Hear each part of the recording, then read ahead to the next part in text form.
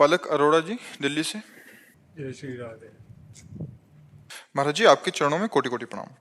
महाराज जी, एक समस्या है। शुरुआत में नाम जप का आनंद मिल रहा था और भाव में रोना भी आता था। कुछ समय से नाम कम होने लग गया है और मन भोगों की तरफ आकर्षित होता है।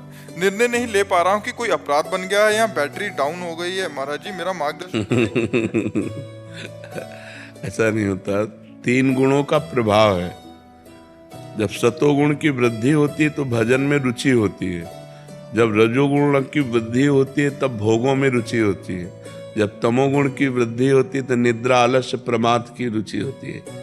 तो इस समय आपका खान पान, व्यवहार, मिलना जुलना, रजोगुण अधिक हो गया, सतोगुण दब गया, तो रजोगुण की वृत्ति भोग प्रवृत्ति, भोगों की तरफ प्रवृत्ति जाना, भजन में रुचि न रहना, बाहरी बहिर्मुख बने रहना, ये रजोगुण का लक्षण है। तो सतोगुण में आओ। बाजार की चीज़ें खाना बंद करो, जो बाजार के भोजन बने हुए हैं उनको पाना बंद करो। रजोगुणी टीवी दृश्य देखना बंद करो। रजोगुणी लोगों से मिलना, तो नाम जप करते हुए उनमें भगवत भावना करते हुए, तो हम सतोगुण का पहले संग्रह करें, तो सतोगुण से फिर हम त्रिगुणातीत हो सकते हैं। पहले सतोगुण के द्वारा रजोगुण तमोगुण का त्याग करें, और जब निरंतर सतोगुण में स्थिति बनी रहेगी तो फिर हम सतोगुण के द्वारा त्रिगुणातीत हों। भगवदा आनंद, एक रस आनंद त्रिगुणातीत होता है। समाधि त्रिगुणातीत पुरुष की लगती है। पहले हम अपने मन को बार बार रजोगुण से जो विक्षिप्त हो रहा है उसको बचाए, रजोगुण से बचाए। सात्विक, अल्पाहार, अर्दच्छा लाभ संतुष्टो, द्वंद्वातीतो विमत्सरा, जैसी भी स्थिति उसमें हम संतुष्ट हैं। मान अपमान में, लाभ हानि में, दुख सुख में समान भाव है। विमत्सरा, किसी से ईर्ष्या नहीं है, और निरंतर नाम जब चल रहा है, खान पान बड़ा पवित्र है, तब कहीं हमारा भजन परिपक्व होता है। अब जब मन आया भोग भोग लिए, जब मन आया जो खा लिया, जो मन आया देख लिया, जो मन आया सुन लिया, जो मन आया जैसे आचरण कर लिए, तो भी इससे भजन तो नहीं होने वाला, भजन तो परिपक्व नहीं होने वाला। भजन तो बहुत पवित्र वस्तु है।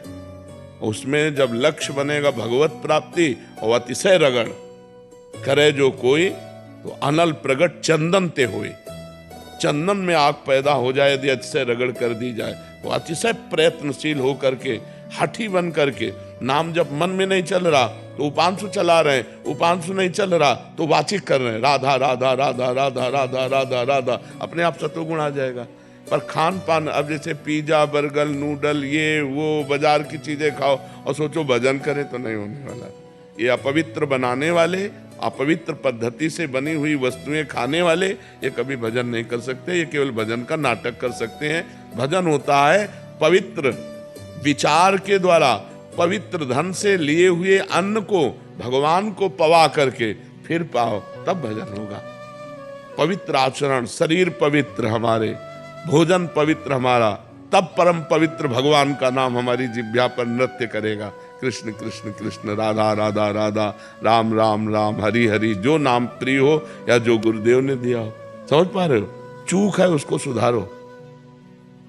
अपराध से भी भजन रुक जाता है। जैसे किसी वैष्णव के प्रति दोष दृष्टि कर ले तो अपराध बन जाएगा, फिर भजन रुक जाएगा। सतोगुण होते हुए भी भजन रुक जाएगा। अगर किसी वैष्णव के प्रति ऐसा हो तो तुरंत वहीं प्रणाम कर लो। हे मन, तू क्या सोच रहा है? सब में भगवान है, फिर ये तो भगवान के भक्त हैं। मोरे मन प्रभु अस विश्वासा, राम ते अधिक राम करदासा। हे भगवान आपकी जय हो। हे संत भगवान, मेरे से जो मन से गलती पड़ी हो क्षमा करो। तुरंत खत्म। वैष्णव अपराध अगर वाणी से निंदा कर दो तब तो फिर उनसे जाके क्षमा मांगनी पड़ेगी। तो वैष्णव अपराध ना हुआ हो तो सतोगुण का संग्रह करो, भजन बढ़ना प्रारंभ हो जाएगा। और वाणी से तो नहीं होता भाई, पर अंदर ही अंदर ना भाई ऐसा कुछ हो जाता है तो भाई मैं खुद को अंदर से वैसे मतलब टोकता रहता हूँ। हाँ, ऐसा नहीं है। और क्योंकि देखो सब में भगवान है तो पक्की बात है। बाहरी आचरण किसी के रजोगुणी, किसी के सतोगुणी, किसी की तमोगुणी, इन क्रियाओं को हम नहीं देखते, कारण तत्व को देखते हैं। जो साधक होता है वो क्रियाओं को नहीं देखता, वो कारण को देखता है। और कारण भगवान है सबके, सबके परम कारण भगवान है। तो हम सबको भगवान को देखें, क्रियाओं को के देखें। क्रियाएं देखेंगे तो कहीं मलिन है, कहीं उत्तम है, कहीं अधम है। यही तो प्रकृति का खेल है। कहीं त्रिगुणात्मक माया के द्वारा क्रियाओं से हम व्यक्ति की पहचान नहीं कर सकते। उसके व्यक्तित्व के अंदर जो बैठा हुआ परमात्मा उसको देखना चाहते हैं। साधक उसको देखता है, नहीं तो ये क्रियाएं तो वैसी होती रहेंगी। विद्या विनय संपन्ने ब्राह्मणे गविहस्तिनी स्वनीचय सुपाके चा पंडिता सम दर्शिना। जो सब में भगवान को देखता है वही ज्ञानी है। तो इसलिए सावधान होकर के चलो और भजन बढ़ाओ। मानसिक नहीं चला तो उपांश लाओ, उपांश नहीं तो वाचिक लाओ। मंत्र केवल वाचिक नहीं कहा जाता, नाम तो निरंतर जपा जा सकता है। तो खूब नाम जप करो जी। प्रवीण कुमार जी पलवल से। महाराज जी आपके चरणों में कोटि कोटि प्रणाम। महाराज जी आप कहते हैं पहले भगवान को खिलाओ फिर खाओ, लेकिन महाराज जी मेरे मन में ये भाव आता है कि मैं तुच्छ प्राणी भगवान को क्या खिला सकता हूँ, भगवान ही मेरे को खिला रहे हैं। हम आपको उदाहरण देते हैं। आपके बेटा है कहे? दो बेटा, दोनों को लाके एक एक सेव दिया आपने लाके दिया। एक बेटा खाने लगा और दूसरा दौड़ के आया और तुम्हारी गोद में चढ़ के कहा पापा पाओ। कैसा लगेगा आपको? कैसा लगेगा आपको? आप उत्तर दीजिए। आपका हृदय भर जाएगा नहीं? और आप उसके हाथ से सेव लेकर अपने हाथ से पवाएंगे और दुलार करेंगे। क्यों? क्योंकि आपके द्वारा दी हुई वस्तु जब आपको समर्पित किया तो आपका हृदय भराया। वही हम सिखा रहे हैं। तो दियम वस्तु गोविंदम तो व्यमेव।